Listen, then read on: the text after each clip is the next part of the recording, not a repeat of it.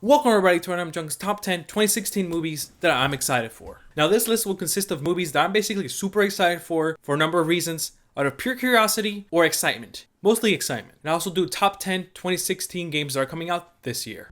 9.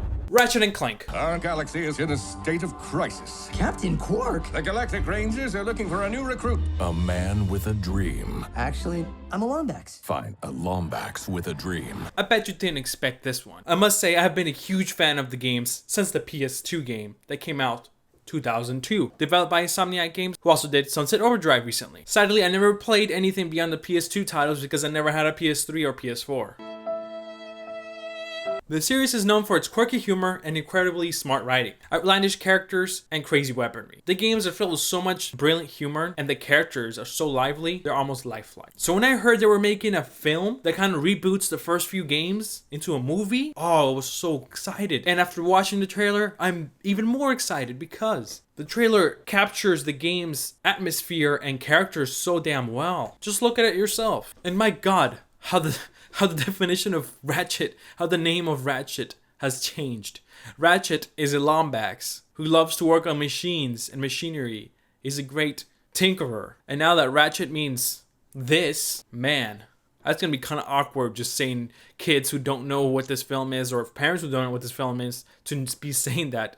Yeah, can I go watch Ratchet and Clank? Everyone's just gonna look at you like Clank is Ratchet's partner, and he was going to be destroyed because the factory that he was created upon thought he was defective. He eventually escapes and meets Ratchet, but not before finding out about Randomjeanc, a businessman who basically wants to go to planets, rip the best piece of that planet, and use it for himself and his species. What happens to the planet? It blows up, probably. Yeah, it does blow up. And that's the story in the first game anyways, and it seems like this is what the movie's gonna focus on. The first few games, specifically the first game. This trailer has it all. It has the witty humor, the characters, the voice actors, and the same great writer of the script of the previous games and the most modern games in the Ratchet and Clank series. And the animation quality is fantastic, and it's very detailed too. I really love it. I couldn't ask for a better trailer. I just couldn't. Keep your eye out for April 29th. That's when it's coming. And you guys are all talking about Warcraft and the Assassin's Creed movie. And if you guys are saying if those fail, video game movies should just stop for a while, don't forget Ratchet and Clank. Speaking of video game movies, 8. I can't forget the Warcraft movie. Side with the humans against your own kind.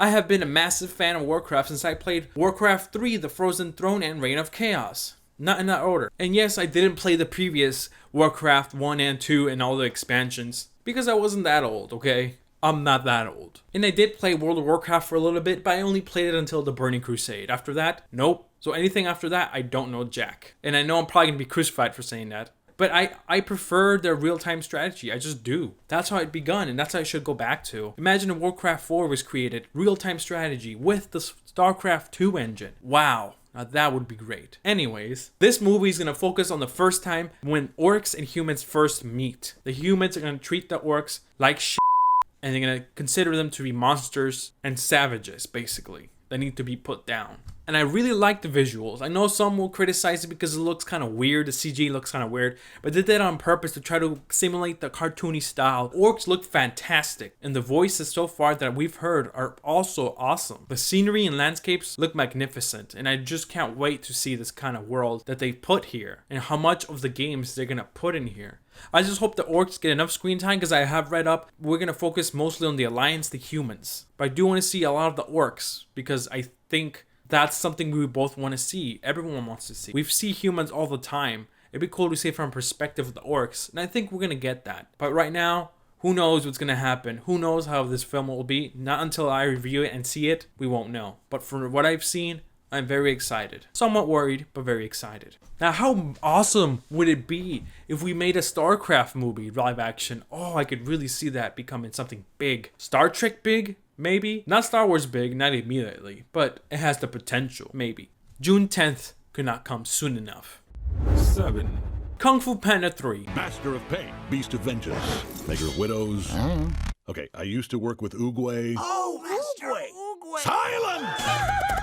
I know this must be a surprise, but I love the Kung Fu Panda movies. They're just great movies. They're fun, they're exciting to watch, the music is great, it's very original. The way DreamWorks has made these animals keep these Asian influences around their characters and their world is so awesome. And the way they used real life martial arts and fighting techniques on these animals is very cool. The first movie was a masterpiece. The second movie was great, and this one, I don't know. I must admit, I'm very curious where they're going to go next. I know they're going to try to do where Po tries to teach his panda kind to defend themselves, but I feel like we've seen this before. I don't know how well it will do. I have no idea. I just think it'll be great. Not as good as the first two, but hopefully I'm proven wrong. And I can't forget to mention Hans Zimmer. He's my favorite composer, and he's done so many incredible movies. Every time he does a movie soundtrack, each soundtrack is just memorable on its own. Just listen to any of his work and you'll fall in love, trust me. I mean, come on, the man helped make the Lion King soundtrack. Enough said. Inception soundtrack. Christopher Nolan's Batman trilogy soundtrack. Kung Fu Panda series soundtrack. Prince of Egypt soundtrack. Man of Steel soundtrack. Interstellar soundtrack. And to all those who said that for the Interstellar soundtrack, if you saw it, that he fell asleep on the organs because there's always like organ music playing. Fuck. That was the most beautiful organ music ever, okay? Not really, but it was amazing nonetheless. So in summary, for the most part, Kung Fu Panda 3, I don't know what to expect. I hope it's great. I expect the soundtrack to be awesome. I don't know. I'll wait till January 29th. 6. Deadpool movie. But that guy in the suit just turned that other guy into a kebab. Surprise. This is a different kind of superhero story. To tell it right, we gotta take you back before I squeezed into red spandex. Come on, you knew this was coming. I already did a video on this, and if you want me to talk more in depth, I already have a video. Click on that. But I'm still gonna give you my thoughts. Hell, I was so excited, I put my face next to his ass for the thumbnail. See? To get views. Did it work? I don't know. Kind of. And I must say, this movie worries me. Not because I don't think it'll be great. I think it'll be good. Hopefully better than good. But even if it's great, it doesn't matter, because if it does horrible in the box office, then there's not gonna be any more movies like this. Fox is taking a risk. They're taking a risk making this movie rated R. So kids and teenagers really can't see this without their parents or in places where they have some sort of permission. Deadpool is trying to cling to a very niche audience that's very small, very determined, but very small. The general audience doesn't know who Deadpool is. Having a rated R rating is a double-edged sword. It's great because we get to see the best portrayal of Deadpool probably we've ever seen in a game or animated series. But then again, it really limits the audience, and even more so that it's Deadpool. And if the marketing isn't well, then this movie is gonna tank in the box office, and we really can't have that happening. Deadpool is coming February 12th, and you better get ready for Deadpool to blow you away in more ways than one. 5. Star Wars Rogue One. I had to put Star Wars Rogue One here. After the greatness that was The Force Awakens, I had to. I just had to. Sure, The Force Awakens was not perfect, certainly not. It had a lot of rehashes of the old series into this one. Straight up rip-offs almost. But coming from a person who doesn't know much about Star Wars and doesn't remember mostly anything about Star Wars, because I only seen the movies when I was a kid, I don't remember jack. I really need to rewatch them. You know, I would, if only Disney didn't make it impossible to rent. Because if you want to watch the movies, or you want to watch the original trilogy, or you want to watch the shitty prequels, well, that's cool. You have to fork off $20 for each movie because you can't rent it, because Disney's just like, you know, these guys don't want to see it. Well, that's cool. You're gonna have to fork off $20 for each movie because you can't rent it. Well played, Disney. Well played. Rogue One takes place right before Star Wars Episode 4, A New Hope. And as far as I know, it revolves around a group of rebel soldiers who attempt to capture the Death Star plans and bring it to the rebels. So far, no real official trailer has been released except for one that was released a while back. There's only shoddy camera of it available on YouTube. But we should all be excited because this is going to be the first Star Wars film that really focuses on a bunch of soldiers we've never met. Normal rebel soldiers that we're gonna meet. No Jedi or Sith, not anyone super special, just soldiers. And I think it's great. It's gonna be like a war movie, but in space, taking place in the Star Wars universe. And really, what more could you ask for? December 16th is too far away, but it's coming. 4.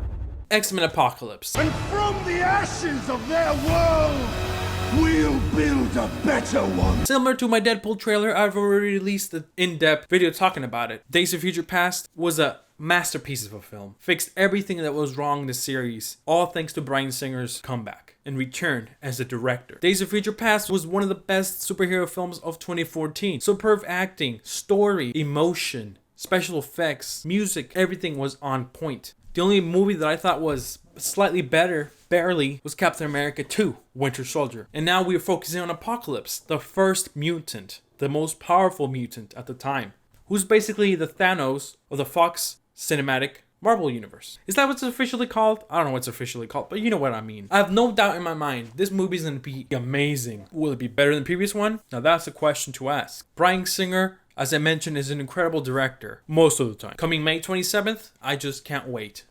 3, Captain America 3, Civil War.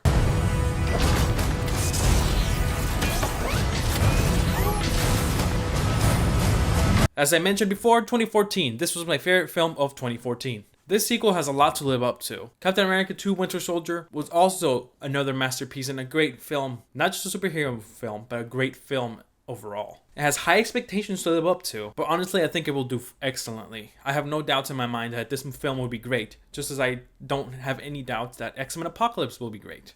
The choreography, I have to mention the choreography for Captain America 2 was the best choreography I've seen in a very long time. All the moves were very stunning. You just look, and then you see and you're like, wow, how are they doing that? It's like, how? But they did it. They still did it somehow. And you just look and see, like, wow. You just get mesmerized just by looking, doing their moves. Or at least I did. I literally had my jaw drop a few times because I was like, whoa. Anyone else agree? Now we have to follow up to that. And the first conflict between superheroes on the same side are now going to have to fight each other. And that's something we've never seen in a film. Sure, it's going to be a modified version of the Civil War in the comics, but I'm still very curious to see how it is. And Spider-Man's in it too. We all can't wait to see it. Damn, Marvel, when it comes to film, you're wrecking DC. There's just no competition right now. May 6th cannot come soon enough. 2, Suicide Squad. So that's it, huh? We're the patsies. We're some kind of suicide squad.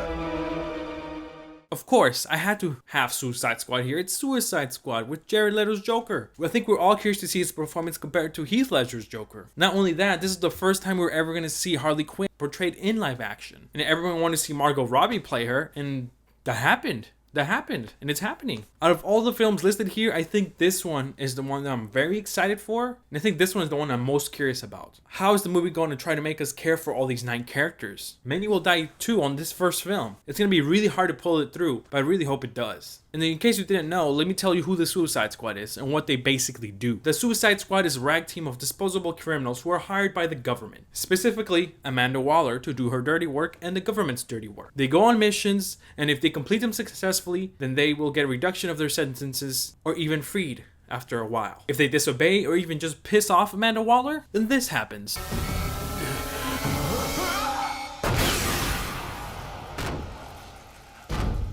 Yeah, not so pretty. And this is a rather large group of random actors in even more random and obscure DC villains. And I can't wait for this movie. I really hope it does well because I think its audience is also limited like Deadpool's. The marketing for this movie must really appeal to the general audience to do great. I think it will be a very fun and unique film where we basically follow around the antagonists, the bad guys, the villains. And I think it's very cool. And I'm really curious to see how is this going to connect to the Batman v Superman, Dawn of Justice. In the not so far future of August 5th, Suicide Squad awaits. 1, And of course, my number one, you knew it, you know what's coming, and it's here. Batman v Superman, Dawn of Justice. It's time you learn what it means to be a man. Stay down! If I wanted it, you'd be dead already. Is my most anticipated film of 2016. Obviously. You should know this by now about how much I ripped on the trailer, the second trailer that came out, and compared it to the first trailer, which was a great trailer, amazing trailer, didn't show us too much. This one shows us everything, and what most saw, was disappointing. But it's just a trailer. It's fine. We can't judge a movie based on the trailer. And you already know, probably, I'm a massive DC fan, and I know much more about DC than Marvel. But I love Marvel too, and Marvel has been wrecking DC when it comes to live action films. DC needs to step it up, and I think they have been slowly but surely been stepping up. And they've kind of had to rush this. Marvel had movies upon movies upon movies to build up to the Avengers. After this movie, I don't know how many more before we get to Justice League. I hear it's very soon, and I think after Suicide Squad, if I'm not mistaken. They kind of just have to rush into it. Not that careful planning that Marvel had. So it can really fall apart. And if you've seen my Superman Batman trailer review, you know how I feel about some of the actors. Ben Affleck and Henry Cavill as Batman and Superman respectively, Great choices. Henry Cavill, he already proved himself. Ben Affleck, he has plenty of acting chops and so many different characters he's played. He's perfect. Dude's tall, he fits, looks, and easily sells me on the trailers. Easily. And you already know who I don't like and who I think is like the worst casting choice. Jesse Eisenberg as Lex Luthor. I mean, come on, he's everything Lex isn't. He's weak, he's scrawny, he's short. He looks like he's 18. But the dude's actually like, what, 25 or something? The actor, Jesse Eisenberg? He does not even play the part from what he's seen. I know the man can act, but he plays the same characters every time. Typecasting. He's always the whiny rich kid, bratty rich kid all the time. And every time I hear his lines in the trailer, it never sells me. I'm just like, dude, you just ruined it. You just killed it. Everything was really cool until you show up. Bruce Wayne meets Clark Kent. I love it. I love bringing people together. How are we? Lex. Hi, hello, Lex. It is a pleasure. Ow, wow, that is a good grip. You should not pick a fight with this person. Gal Gadot may have less acting chops than Jesse Eisenberg, but she looks the part, at least, somewhat. No, she looks the part much better than Jesse Eisenberg does as Lex Luthor. And I know she's only starred in the Fast and Furious films, but I think she's been doing a great job so far, from what we've seen. She just better not be another pretty face to Wonder Woman. That would just ruin everything. I think the internet would literally blow up, including myself. And the reason I keep ripping on this movie is I want it to be well. I want it to do awesome, and I want it to do great. I want it. I've been waiting for this movie for a long time. We all have. I wanted to launch the DC Cinematic Universe right. I wanted to start it off right. I have high hopes for the film, but I don't know how it's gonna do. I think it's gonna do well, but I don't know. It could completely be ruined. This is the one that worries me the most, and the one I'm most excited for. March 25th will either be the best day of 2016 when it comes to the cinemas, or it could also be the worst for me. I don't know. It could be the worst, damn it. It could be the worst. And that's it for the list. What did you think, guys? If you want to catch the trailer reviews that I mentioned in this video, click here. And what did you think of my top 10? Did any of your films make it on the list? Did you like the way your films were ranked in my list? Make your own list. Tell me about your own list. I'm very curious to see what you guys are excited for. Tell me below in the comments. Let me know in the comments, like this video, and if you care, share. This is Randomjeanc signing off, and I'll see you next time.